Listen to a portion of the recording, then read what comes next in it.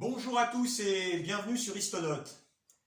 Il y a 200 ans jour pour jour, disparaissait Napoléon Ier, personnage emblématique mais aussi controversé de notre histoire.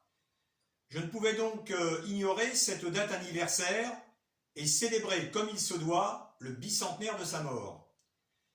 Je dis bien célébrer, n'en déplaise à certains. Alors rejoignons l'empereur dans son exil de Sainte-Hélène, une île qui le fit entrer dans la légende.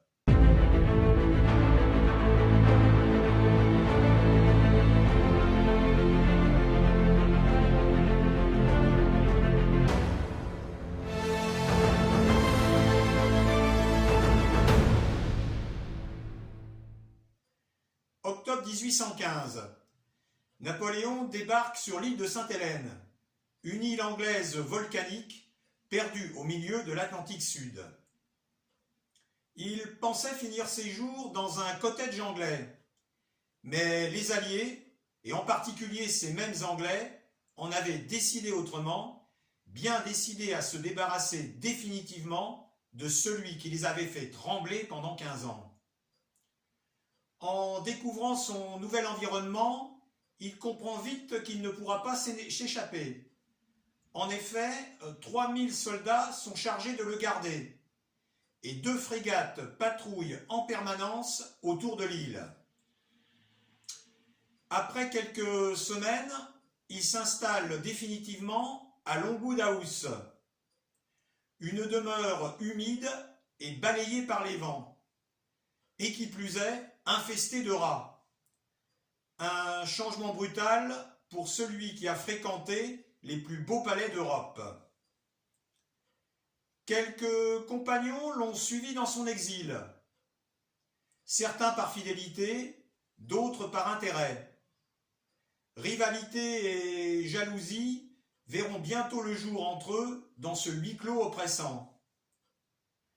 Pour garder son statut d'empereur, il instaure un système d'étiquette dans ce semblant de cour.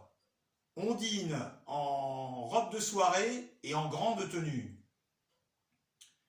Il se heurte aussi d'entrée au gouverneur de l'île, Sir Hudson Lowe, personnage orgueilleux et intransigeant qui n'a de cesse de lui imposer des contraintes à celui qu'il appelle le général Bonaparte. Il est en effet hanté par l'idée d'une évasion. Les distractions sont rares, quelques promenades, de la lecture, mais surtout les premiers temps, la rédaction de ses mémoires, qu'il dicte à 4 de ses fidèles. Les plus célèbres seront rassemblés dans le mémorial de Sainte-Hélène, d'Emmanuel de Lascaz.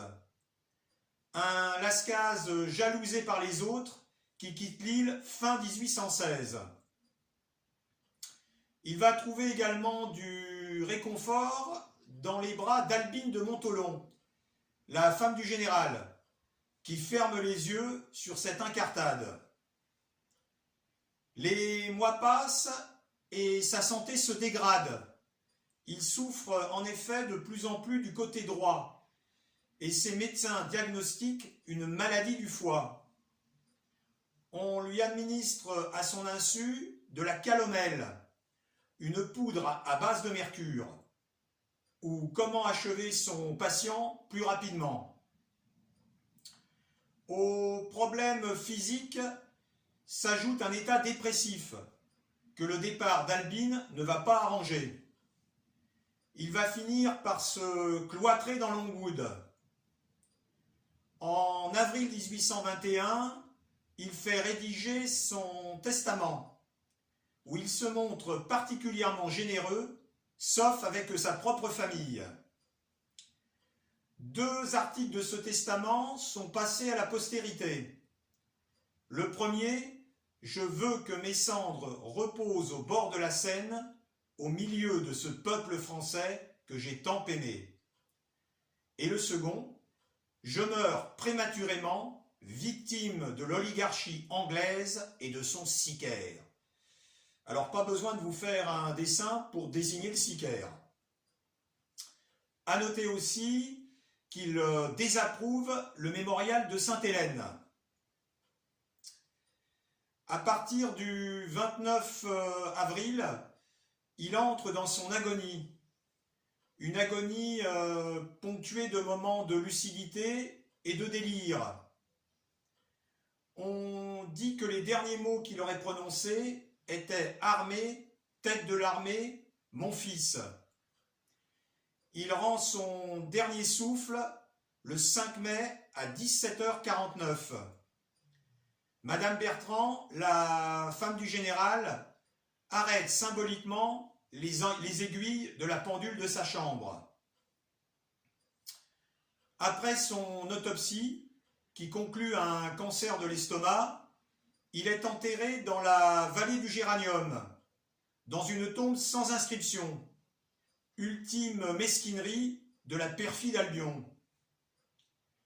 Presque 20 ans plus tard, le roi Louis-Philippe enverra un bateau pour rapatrier le corps en France, où il sera déposé sous le dôme des Invalides. Deux questions continuent de tarauder les historiens et les amateurs d'énigmes. A-t-il été empoisonné? Et aussi, est-ce bien lui qui repose aux Invalides? À ces deux questions, il faudrait plusieurs émissions d'Histodote pour y répondre, et encore sans certitude. Pour terminer, un petit clin d'œil à cette personnalité fan de Napoléon et qui est restée très médiatisée ces derniers temps. Voilà, merci à vous de m'avoir suivi et je vous donne rendez-vous pour un prochain numéro d'Histodote. Salut!